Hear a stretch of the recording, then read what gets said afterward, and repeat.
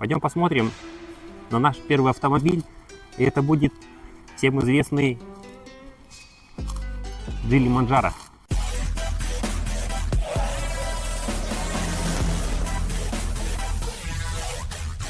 Друзья, привет! Мы находимся на берегу реки Амур. За спиной у нас город Хэйхэ. И мы с Павлом решили заняться новой рубрикой. Мы будем изучать китайский автопром, так как у нас за спиной Китай, и он является сейчас лидером по производству автомобилей. И мы решили углубиться в эту тему, изучить все автомобили всех линеек, которые у нас представлены в Амурской области, в наших дилерских центрах. И начнем с автосалона Geely. Поехали смотреть.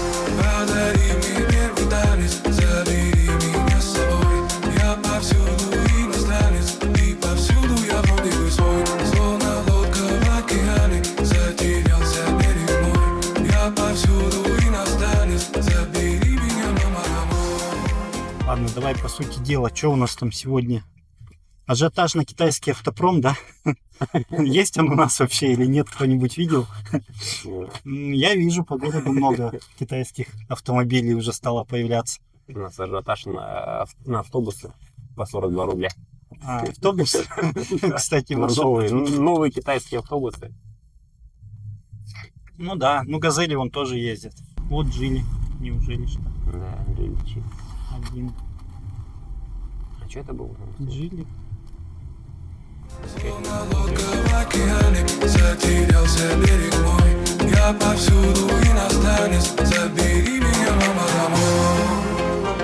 Друзья, все, прибыли в автосалон Geely Благовещенские.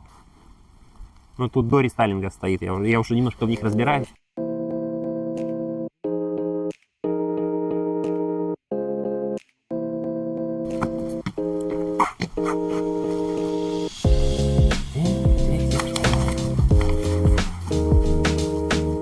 Так, друзья, все, мы в автосалоне, который любезно согласился нам предоставить данный автомобиль.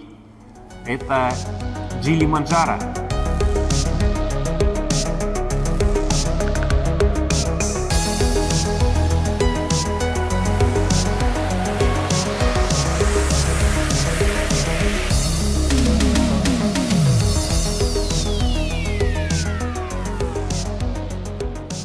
Бренд от китайца. Он же Volvo, он же немного Toyota. Видите мою довольную физиономию? Я просто в восторге от этой тачки. Это кайф. Внешка, салон, материалы. Вообще, эти эмоции словами не передать. Как мне нравится этот автомобиль. Это взрыв мозга. Какая задница. Какая жопа! Веди себя прилично. Да ладно, ладно. Ну жопа какая! Итак, Geely Manjaro оснащен двухлитровым двигателем бензиновым с турбонаддувом, мощностью 238 лошадиных сил и автоматической коробкой передач 8-ступенчатой от японского производителя Aisin.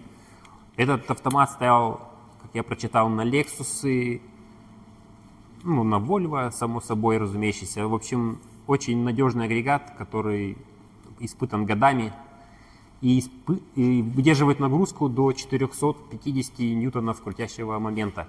Здесь, на секундочку, 350, то есть запас практически 50%, то есть он выдержит мощность в 1,5 раза мощнее, чем выдает этот двигатель с турбонаддувом.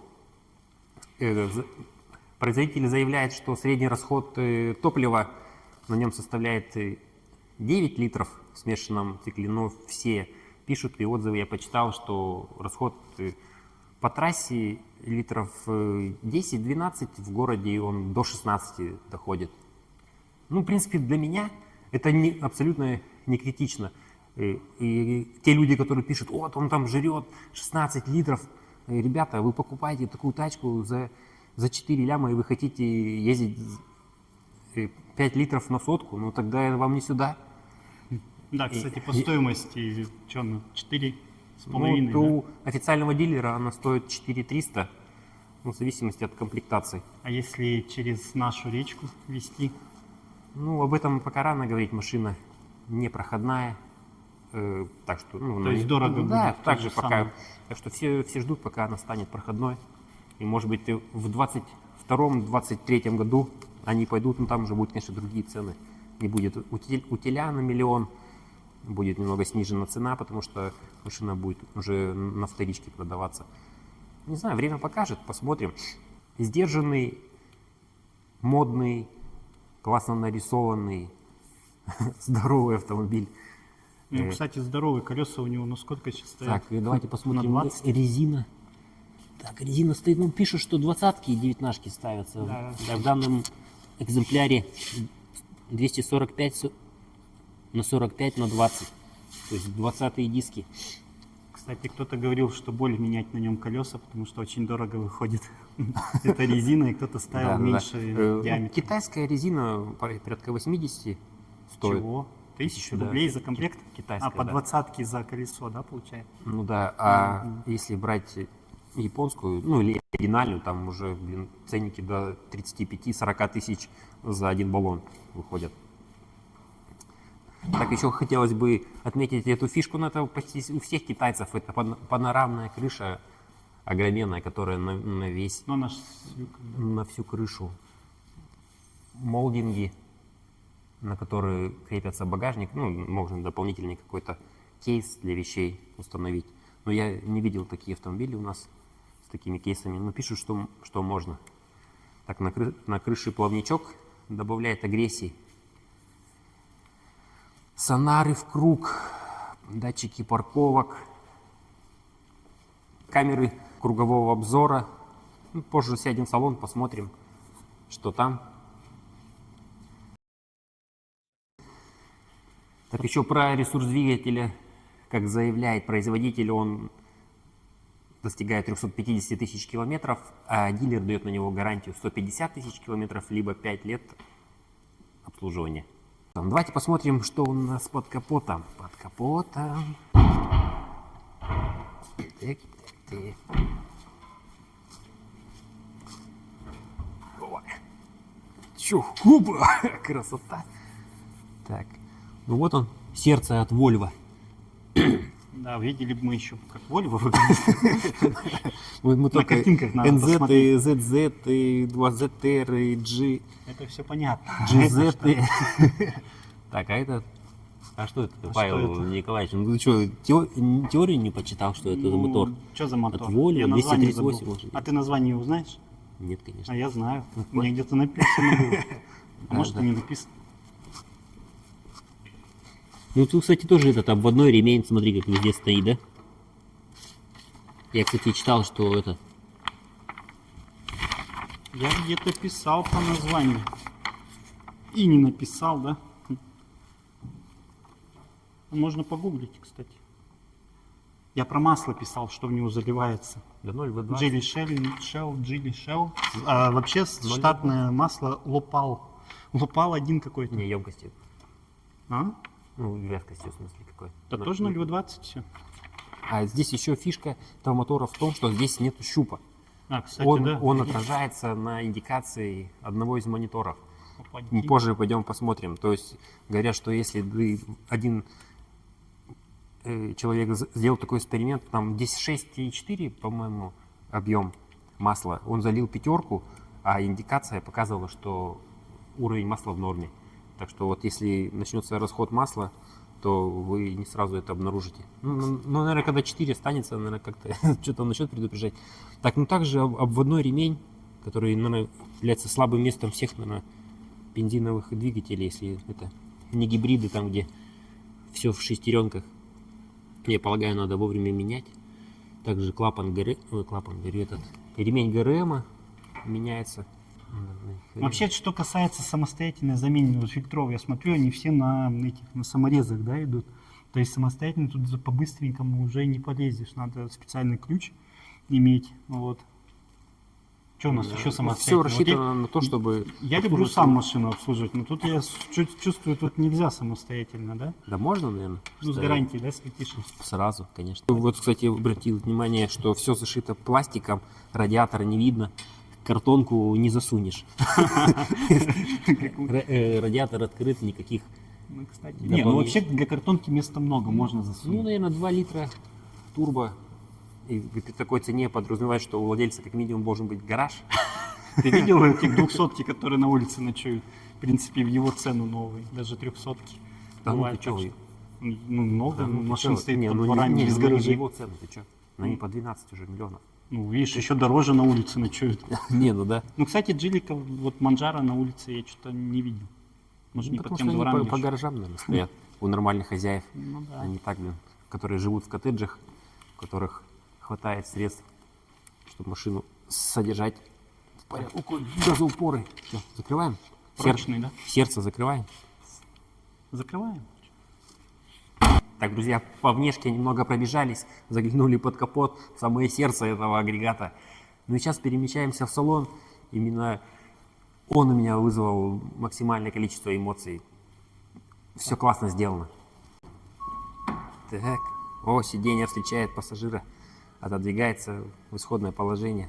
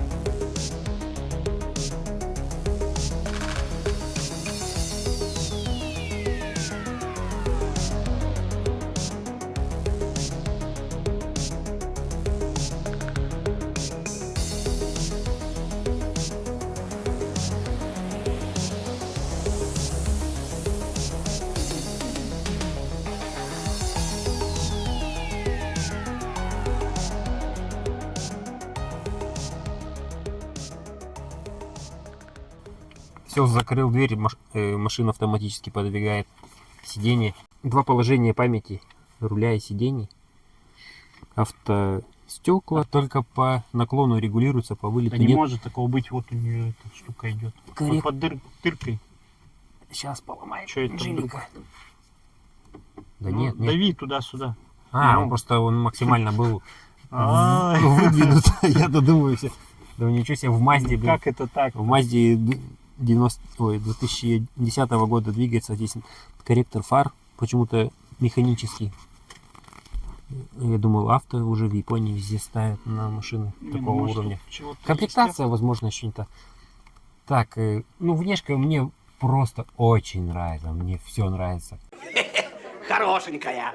Так, нажимаем кнопку старт. Загорается монитор один и есть. Ну, тут понятно. панель спидометра. А проекция у нее есть? Кстати, есть проекция даже, да? Да, по-любому есть. Ну, ты Вот запусти это, двигатель. наверное, лобовое с подогревом, кстати, все. А, ну да. В нитях накаливания. Говорят, что, кстати, один из минусов в том, что он очень недешево, так сказать, мягко стоит. Обычное стекло в Японии, ой, в Японии, говорю, в Китае стоит там около 80 тысяч, с подогревом около 150, там, кто говорил, 180 тысяч. Надо аккуратно и пытаться ездить за КАМАЗами, за фурами. Беречь, в общем, машину, если не хотите попасть на такие бабки. Так, по материалам, еще раз вернусь, все мягенькое, достаточно. Руль с подогревом, лобовуха с подогревом, 3 монитора, аналоговые кнопки. Кстати, говорят, что регулировка автоклимат-контроля происходит через центральный дисплей. Запускать машину не будем. Ну, Чтоб кнопки, кстати, посмотреть. нажимаются, да? Да, получается? Это мне удобно. нравится, когда аналоговые кнопки, чтобы да, не лезть как постоянно в монитор и не искать там, чтобы убавить там какие-то себе. Менеджер он уже нас выгоняет, еще один клиент, говорит, подошел, хочет на тест-драйв ехать. Короче, все хотят на Маджаро покататься, а мы сидим не катаемся. Да. Нам не дают. Здесь Алькантара, так бардачок.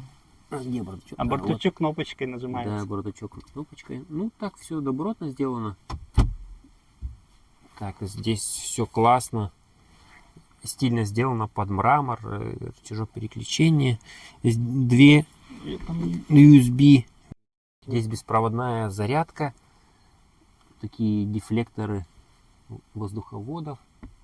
Музыка Bose, кстати, говорят, играет классно. Так, завели автомобиль. Так, ну тут надо разбираться, что здесь, куда тут тыкать. Все помощники. Так, все, заглушили машину. Вот для любителей споров. Что-то не видно ни хера. Короче, расход показывал 16,9 литров на сотку. Да это нормально, я считаю. У меня был выдовый саксид, который зимой 15-ку ел, и ничего. А здесь 2 литра турбо, 238 лошадей, 16 литров по городу. Да это вообще, на мой взгляд, это совсем даже немного. Покажем, какой ключик от Манджаро. Красиво. Да, классно. Так, бардачок открывается вообще туго, капец. Центральный туннель сделан классно. Кстати, забыл сказать, все сиденья с подогревом. Ну да, тут тоже И с вентиляцией сидений. И сзади трехзонный климат-контроль. То есть задние пассажиры тоже могут регулировать температуру по своим желаниям. Ай, мужик, А плей как? нажми. А где плей? Куда? А вот здесь? Да. А звук как добавляется? Плей нажми. Шум.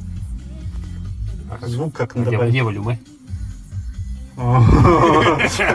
На руле попробуй. А где? А может вот руками надо? Не, погоди. Да нет, ну драйв мод это явно. не то. Добрались чисто. Погоди, нет.